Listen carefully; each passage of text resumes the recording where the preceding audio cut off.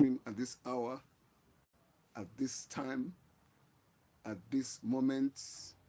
I welcome you sincerely to this moment of time that we're going to be spending in my broadcast. Once again, I'm Okonji Christopher. Standing in for Okonji Christopher Television. I'm broadcasting from YouTube through via Nigeria in Africa. I'm broadcasting from Africa, and whatever part of the world you might be connecting with right now, connecting with me right now, please, I promise you, or let me say, I promise you that you're going to be having value for your time. Time is money. Time, they say, is money. And I promise you, value for the money, the time that you're going to be spending. Every second, every minute, every hour you're going to be spending will be amounted to something that, that is productive. Because every time you put into any venture, you want to see productivity. That's the whole essence of life. So once again, I welcome you. Please stay tuned, stay connected. And I tell you, when you come in, don't just peep in and go out. Even if you're the first person that will, appear, please stay to the end. 1 + 1 is 2. And so that's what it is. Don't feel I'm the first person coming in. I just want to see what is happening there. Even my sense of dressing alone should attract you. You understand what I mean? If you dress like this in Africa, you are a chief. You are Odogu, a big man, a rich man, which I am. You see me today on a different outfit. My outfit should not intimidate you. It is said, the English people said, your dress sense tells so much about who you are. The way you dress is the way the people address you. So as I'm dressing today, I'm dressing like a chief, which I am, and I'm proud of it. I'm proud of my sense of fashion. It's just to, it's fabrics. What the way a man dress, even when you dress, right? Dressing is a spiritual thing. Let me talk a little bit about it. When a madman dresses, you will still know from his sense of dressing whether he has a sense of sanity or insanity. You will know it from his comportment. So you can't hide, in the way you dress. Your sense of dressing tells so much about you. It has a way of affecting your comportment. It has a way of affecting your gesticulation. It has a way of affecting the way you talk, your mannerism, the way you carry yourself. You understand what I mean? So my sense of dressing this afternoon should not intimidate you. It tells so much about my Africanness. It tells so much about my roots, my background, where I'm coming from, and where I am going to. So every man you see is coming from somewhere, and they are heading somewhere. No man that came to the earth, every man that came to the earth, that graced the surface of the earth, is on a destination. Just yesterday, if you are with me, you understand what I'm trying to say. I talked about what's the significance of a name. I've treated the word before. What is the meaning of your name? Your name it gives you comportment on the earth. Your name represents where you are going to and what you have come to accomplish. So I looked at the spiritual significance of a name. Like I just said right now, the spiritual significance of a name. Your name is given to you because that is what drives your destination. I took it from the Bible. You see, when God created the heavens and the earth, the heavens God inhabited, or that's where He inhabits. I don't know what made God to look down on the earth. Well, the earth, by then there was no investment. The Bible said the earth is without form and void, which means the earth has no shape. The earth has no inhabitants. The earth has nothing. It doesn't. King James said the earth doesn't have form or void. It's without form or void, which means the earth does not have anything in it. It's completely empty. So I believe curiosity will have moved God. Genesis chapter 1. For God to look down from heaven. That's where He inhabits. When God looked down, what He saw, He never liked it. What did God see? When God looked down from heaven, heaven is light, it's full of light. God saw darkness. He said, I don't like what I'm seeing. And you know what? God commanded what He wanted to see. So that brings to mind is that, you see, what you see does not affect you. Does not have a way of killing, destroying your comportment. What you are seeing right now should not destroy your comportment because I'm a personality. So when God looked down, thank you for joining me. If you are just coming in, please give me a thumb up. You are seeing me, a real African chief. You know what they call a dogo in Africa? Somebody that is it's a personality. That's who I am. So you are welcome. If you like my dressing, please give me a thumb up. Give me a thumb up, give me a thumb up, give me a thumb up that you like my dressing. Thank you for coming. And make sure you identify what part of the world you are connecting from. Because I promise you a swell time today. In case you didn't get that, I promise you a good time today. Or if you didn't get that, I promise you a time to remember. So I was talking about God. God looked down from heaven.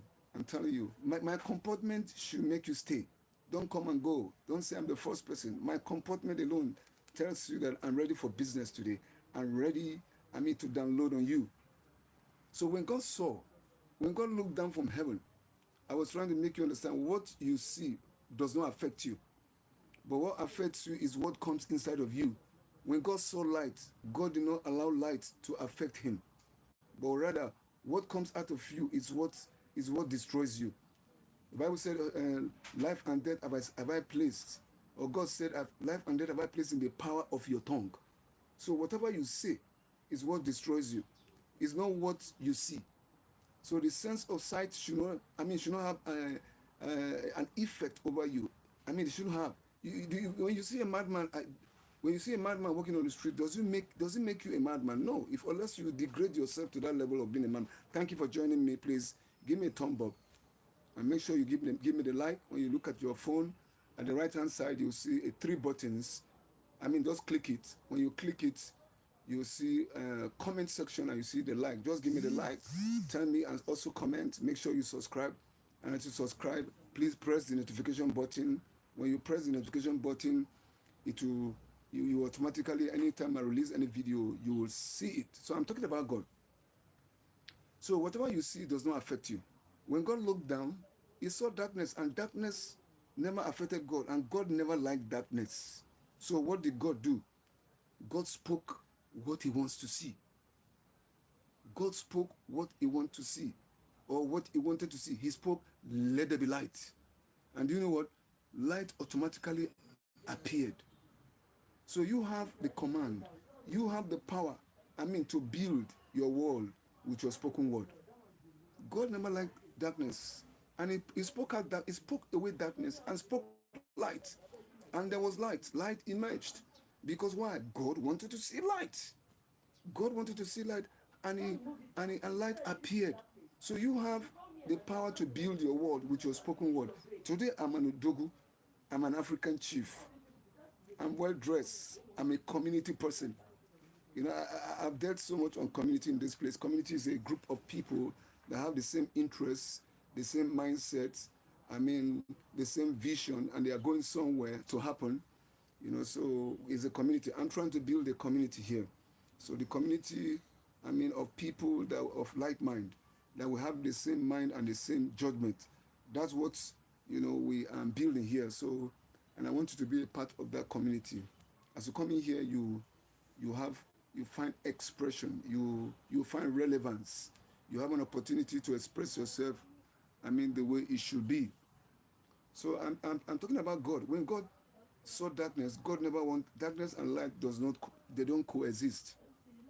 God spoke what he wants to see and what he is. He said, let there be light. And you know what? Light did not darkness resisted God, and there was light. Light emerged. So God has placed that same power in your tongue. Whatever you want, you speak it into existence. You understand what I mean? And your name drives your destiny. If they keep calling you one name, Emmanuel, God with us, you emerge. You'll be Emmanuel with us. You are one among million. You are one among million. That's what your name connotes. So your name drives your destiny and your accomplishment on the earth. That's what the name does. So that is it. And there was some few days ago I was talking about the African issue. I was talking about why is it that Africa, how did Africa find itself? How did Africa come into this level of decadence? I was talking so much. It's just, it's a mindset and a concern. I was talking sometime. I appreciate the turnout of the people that came. When we had some swell time, we had some good time with you people. And today I'm dressed like a chief. You like my dressing, right? Yeah, I'm actually a chief from where I come from in Nigeria, Delta State. I'm a chief in my place. So I'm here today represented. And today we're going to be having some good time together. Actually, I want to tell you more about the beauty of Africa, actually. For some of you, there's some stories that was written about Africa. They wrote this story for you, history for you, but you don't know the truth. The history they wrote for you might not be complete because we didn't write it. Like someone said, I borrow from a late legend that we have in Africa here, it was Fela Anikulapo Kuti. He said they wrote it for themselves, they didn't write it for us. He said, Chicha, he said they wrote it for themselves, they didn't write it for us. So whatever history you have read about Africa, most of them are not truth anyway. The mindset is that there was a divide and rule in Africa, so that has never helped us because there was a the dividing and rule. There's a word they use for it. The people that came in that time, they told us that Christopher Columbus discovered America, but America was there. The natives were there before Columbus came. So how will it be that Christopher Columbus discovered America? They said Mungo Park discovered River Niger. The River Niger has been there. Our natives, our forefathers has been batting on that river, for ages. You understand what I mean? So it has been there. And it has been serving a purpose to to the Africans. So how can someone come from a far distance and came and they said he discovered? So like that man said, he said he wrote it for them. So the history you heard about Africa, most of them are not truth. I know when we're growing up as little children, it's just to turn your image upside down. Anyway, we used to tell us that Africans, they climb on trees. Africans are monkeys. No, we are not. Africans are not monkeys. Africans are human beings like you. Forget about yesterday what happened. What happened. It so happened. As I was talking about the more decadence of the present decadence of Africa, I was actually groaning in my spirit, but permit me to use that word. I asked a question. He said, how did we get here? Where were our fathers when the white people came into Africa? There's some truth you don't know. Where were they? What was our fathers doing? That they came and they partitioned our land, and they separated us from our brothers. What's bind us together was no longer holding us again. Because why? There was a strategy that was put in place. I came to remember the words of Bishop Desmond Tutu of South Africa. He said when the white people came into Africa, they asked us to close our eyes. The way I'm closing my eyes right now. And they gave us Bible in our hands. And they asked us to open our eyes. Before we open our eyes, they've partitioned our lands. They partitioned the land of Africa amongst themselves. So that was the first instance of the confusion that we have in Africa. I'm telling you what the problems are. So you see, when that came in place, they began to partition our land. They took our land. They took everything. And that is where you see today Africa is finding himself in this level that we find ourselves. So whatever history that was written that you read in school, that Africans are not human. No, we are human. You can see me. I have 2 hands. I have 2 legs like you. I'm human and I'm intelligent. You see, Africans are intelligent. If you look at it very well, Africa has a tithe of the world population. Africa is the second largest continent in Africa. There's no doubt about that. And we have almost 3 billion people, blacks, in the earth. Nigeria has a tithe of the black population. So Nigeria has a tithe of the black population in the world, in the whole world. So which means Africa is large. And Nigeria is blessed. Africa is blessed with both human and natural resources. The resource of Africa is feeding Europe and America. You understand what I mean? So they come in here to take our raw materials to go and build Europe and America.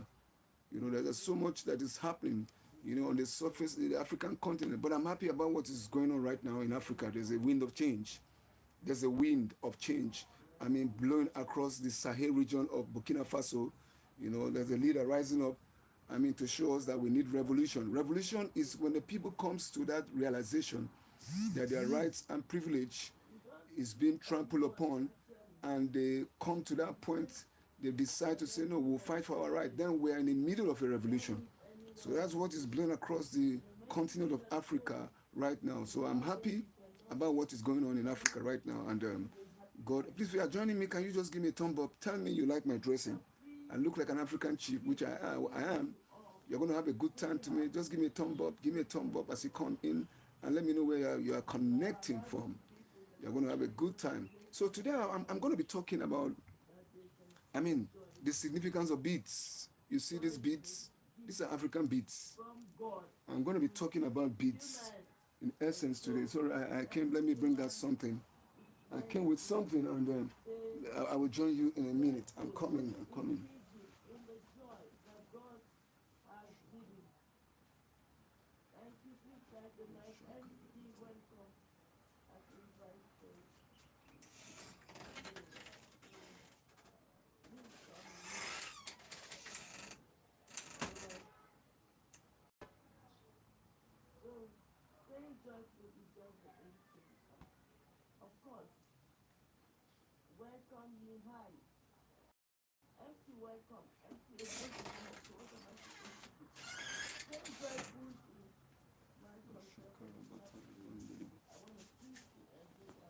So once again, you are welcome. Please, I left to get something.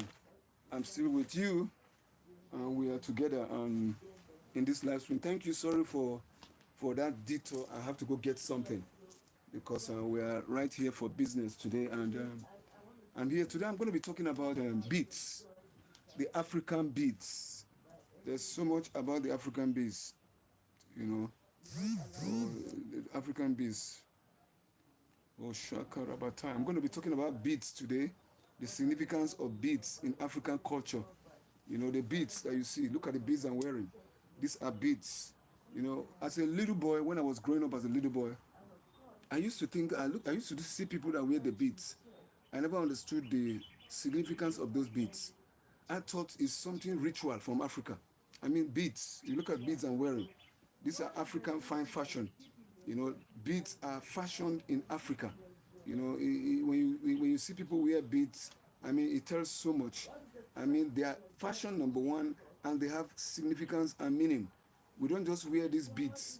With the different colors. They come in different colors, and they have different meanings.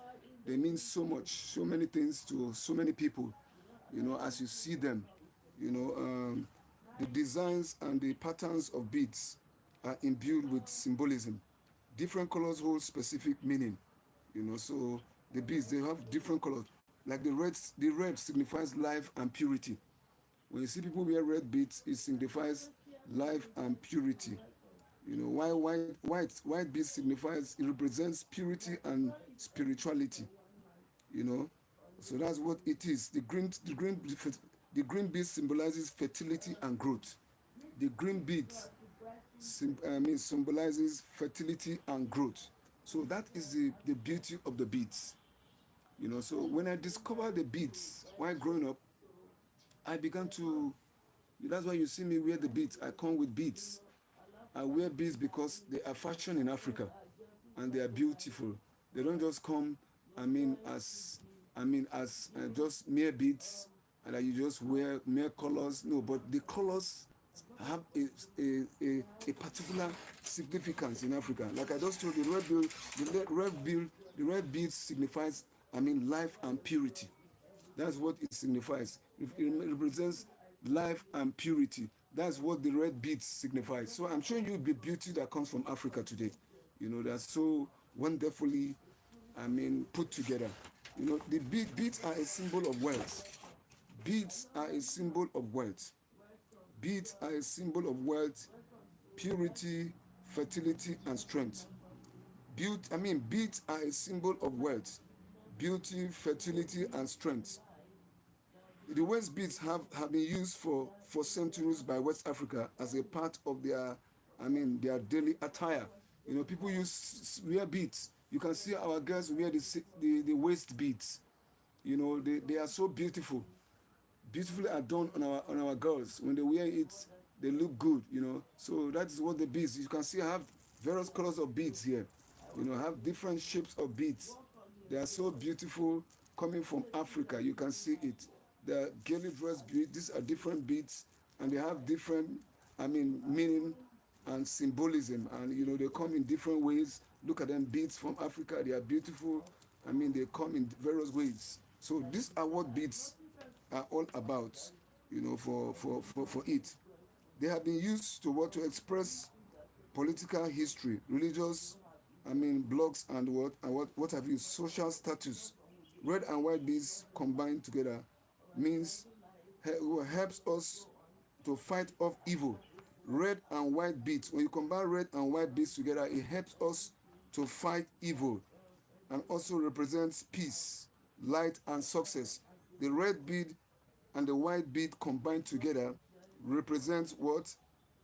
Combined together means help us to fight off evil and what? And evil, and means help us to fight evil and also represents, peace, light, and success. So these are what the beads represent in Africa. They are so, they are so significant. When you see us wear beads, we don't just wear it for the fun of it, but it's African fashion. You know, you see, like every country that you see have their own fashion. You know, they have their own fashion. They have what makes them beautiful. Like in Europe, you know, people wear suits. You know, the white man wears suit. He always dress and not his tie. That is the sense of fashion in Europe. In Africa, we also have our sense of dress and fashion. And that makes us, that, affects our mentality. Like I told you, a man's dressing gives him comportment. A man can be in 2 minutes. Somebody can tell who you are by the way you dress. Your sense of dressing tells so much about who you are. So you see, the beats has a way of giving us comportment. Please, if you are joining me, can you just give me a thumb up? Give me a thumb up. Let me know you are there. Just give me the like the like, and let me know you are there. And I thank you for standing on. So I'm talking about the African beats. African fine fashion. Beads are a sense of fashion in Africa, and we dress. It has a way of affecting us. Have you seen an African lady dress wearing the beads? We look good. We look good on the beads. The bead gives us comportment. You know, it gives us comportment. That is what it does. And actually, I have an NGO. Let me just talk a little bit about the beads. I'm still talking about the bead. Black bead is associated with protection, success, and power. Black beads, like these black beads, you know, is associated with success, power. The green beads, I have a green bead here. This is a green bead. The green beads you are for self confidence and help you speak your feelings. So this green bead you see are for sense of confidence, and it also helps you to speak your feelings. How, the way you feel. If you are happy, it projects your happiness. If you are sad, the green beads can bring back your sadness. So that's what the green bead projects. So you see, these beads, they come in various colors. They come in various colors and in various shapes, but they are called the African fashion. The blue beads are for what? Are for protection. The orange beads, you know, is for creativity, you know, for tolerance, sincerity, and for vitality. That is what the blue bead represents. White bead symbolizes peace, light, money. Red bead symbolizes protection and growth. So you see, all these beads, they have a significant role to play in the life of Africans. So when you see us wearing the beads, it's our African fine fashion. You know that there are beads that are worn for protection. You know that for protection, they are put like the red beads. You know, the red beads signifies life and purity. You know, so they have significant meanings. So we don't just, like the white man that wears suits. When the white man wears suit, it tells you the gentility of his heart. You know, so it's not everybody that can wear suits. When you wear suit, it talks about your comportment, because the people like working in the office. So when you dress and you wear your suit and you wear your suit, you wear your tie, it gives you comportment. It has a way of giving you mental comportment. So dressing has a way of giving us mental comportment. That is the same way the African bead gives us comportment, and they have meanings. Like I've just shown you the different colors of beads that we have in Africa. They come in different shapes. There are some that are shaped like these tiny beads. You see what I mean? We wear them. There are some that are smaller like this. There are some that are like this. There are some that are like what I'm wearing right now. It talks about life and purity. The red bead. You can see the red bead that I'm wearing. I'm gaily adorned at this moment and at this time. So I'm telling you that for those of you, you have read the history of Africa and you don't know very much. You have only read books. I wish one day you will come to Africa. Africa is a beautiful place. It's a land of plenty. We are full of life. One good thing I will tell you about us is that we're accommodative. We have an accommodative spirit. In Africa, the people are loving. The people are accommodative. They have this relationship and lifestyle. We want to relate with our environment. We want to relate with everyone that we meet. So that's one thing that is very significant with we Africans. And we like adventure also. We want to see new things. Every human being you see that wants to see new things. We want to meet people at different disposition. So I'm just trying to debunk your mind, whatever you have heard about, the continent of Africa. But one thing you must know is that Africa is blessed. Let me talk particularly about Nigeria. Now, the land of Nigeria, from the north to the south, Nigeria is blessed on all sides.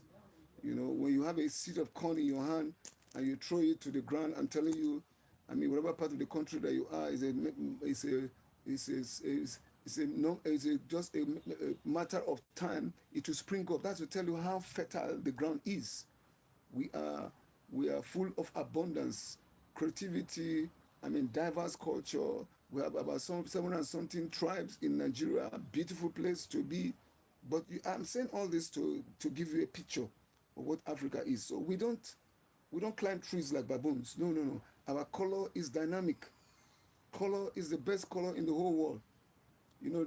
I think they say the black is a unique color. Is a primary color, right? Correct me. Secondary color if I'm mistaken. Black is one thing that contains the whole. Putting the whole color and the whole world together, you get black. But you can't put white and get the other colors. So black is unique. Black is unique. We are descendants of Eve. You understand what I mean? So we are a blessed continent. But the problem is, like I told you, what happened from the beginning is the question I was asking. And recently I began to get clarity. Our forefathers, that when there was alive, when the Europeans came, were not able to present us well. Like I bring the case of what Desmond Tutu said. He said when the white people came to Africa, like I was saying, they saw something that took up their mind. They saw the fertility of the land. Africa was luscious. There's so much in Africa. You say, okay, I don't blame them. The colonial masters, they came, they saw, and they conquered. They saw the beauty that Africa carries. So our forefathers could not, they could not, receive the white people as equals. And I don't know, they having that mentality, of seeing the white man as superior. And that was why Desmond Tutu said, before we open our eyes, they collect our lands and they shared it among themselves. So that was the thing that befell Africa. Today you can see the lands are partitioned, and since then we have suffered. It's as a result of mental slavery that happened many years ago. So imagine your mind is battered. So our forefathers suffered slavish mentality, and it affected them so badly. We know about the slavery days when Africans were sold in Europe, were taken from Africa to go to the plantation of Europe and America to develop. That was how it. But if you look at it very well, it's history. Civilization, we're told, started in Africa, in Egypt to be precise. Civilization started in Egypt, Africa to be precise. So all these things happen, but right now there's a shift in the spirit. There's a shift in the spirit. Things are changing for good. I just told you this for those of us that are young people that are just coming up. You didn't know the history very well. You didn't know. You never know the history of Africa. I'm telling you that Africa is a wonderful continent. Most of the raw materials that you are seeing that is being shipped to Europe and America, it comes from Africa. So why would they label where they get raw materials from as a land of poverty? No, no, no, no. We are not a land of poverty. We have plenty, but we are being dehumanized in slavery, and it has affected our mentality, and has kept us down, and we have long been in chain. I'm not talking about physical chains right now. You can be chained. Yesterday we were chained in our hands, like someone said, but today we were chained in our minds. We're chained in our minds that they are using our leaders as puppets, to steal. So there's a system that is put in place, a system of, advanced colonialism, using our leaders as puppets, to siphon the wealth of Africa. So like someone someone would say, no matter how they siphon the wealth of Africa, Africa can never be poor. We will still be rich, because Africa is blessed in both natural and material, natural and natural and both natural and human resources. We are blessed on all sides. They cannot siphon. But what we are saying right now is that we have come to that realization, that our rights and privileges are being trampled upon. We are right now rising up. You can see what is happening right now across the East African countries. Together right now, the wind of revolution is blown across that area in Africa. Now we are coming to take, the land of Africa. So if you are there, I'm giving you a rundown of what has went wrong and what is, presently happening in Africa right now. So I'm using the beauty of Africa to tell you that we have a beauty that is peculiar to us in the beads. So if you see us wear the beads, it's our fashion. It's our fashion in Africa. We are beautiful. You see our women wear the waist beads. It gives them physical posture on the earth. It's beautiful. Like what I'm wearing right now is a red bead, and it's a symbol of life and purity. It shows you that we are pure in our heart. We are accommodative. So it's the African fine fashion, the African fashion that we have in Africa. So when you dress gaily like this, it tells who you are. You are a chief from where you are coming from. So that's to tell you that Africa is our land of nativity, and we're not going back. We are not going back, because Africa must take its place again. So I don't know what part of the world you are joining me from, but if you signify where you are coming from, I would like you to say one or two things. I want you to talk to me. I'm here so that we can chat. The whole essence is for me to get to know you better, so that we can have a koinonia, we can have a fellowship, in all that we do. If you are there, can you just give me a thumb up? Give me a thumb up. Let me know where you are coming from. Don't be you are showing forth yourself. I want you to come up. I want you to come up and let us know what part of the earth you are connecting from. And I'm telling you, you are out there at this time. You didn't miss it, because you are out for a good time, and you are having the value of the time you are spending, because I'm out here to tell you that greater things are on the way for Africa this season, at this time. It's the season of Africa, taking its place again in the Committee of Nations. So I come here to tell you how beautiful Africa is, and to tell you that we're people that are accommodative, and if you have a mindset of a wrong mindset before, let your mindset be changed, and for the better. That really, we are a continent that is endowed with so much power and strength. You see, from what the beats have just said, we are a people that is endowed with life and purity. We're a people that is endowed with so much strength. In Africa, we have strength, despite the fact that our leaders have political weakness. So you see, that's the weakness that we have. But you see, you can't just judge a man in one area. I want you to, they will say, okay, African leaders are corrupt. Yes, that was of yesterday. Our leaders were corrupt because they were being manipulated. Somebody will say, why will you allow yourself to be manipulated? There's so much that has happened, but I know there's a new thing that is blowing across the continent of Africa right now. There's a new breed of leaders, that are emerging, like Ibrahim Traore. They are coming up and changing. Young men of that age coming up and saying, no, no, no, no, this must stop. We need to build the continent again. We need to preserve the integrity of our fatherland. So that is what is going on right now in Africa. That's the mindset that the people are putting up at this time and at this moment. So I want to tell you that if you have a good mindset, I'm telling you, you can come to Africa.